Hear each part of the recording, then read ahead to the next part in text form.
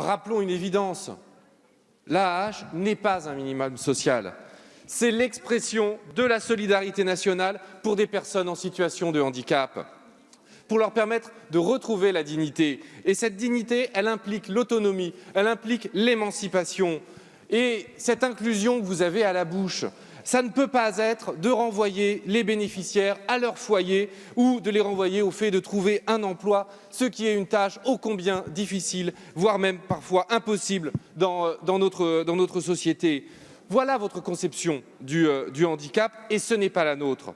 Vous maquillez votre refus de cette déconjugalisation derrière une soi-disant justice. On aimerait bien la voir, la justice, c'est plutôt de l'injustice. Pire, Madame la Ministre, sous des soucis d'informatique. Et alors là, nous atteignons vraiment le comble. La vérité, elle est simple, c'est que c'est le budget qui décide. C'est votre vision budgétaire à court terme. Parce que le quoi qu'il en coûte pour le CAC 40, ce sont des milliards, et pour tout le reste, ce sont des miettes. Aujourd'hui, nous pouvons faire avancer les droits des personnes en situation de handicap. Donc évidemment que nous soutiendrons les amendements visant à restaurer la version votée par le Sénat.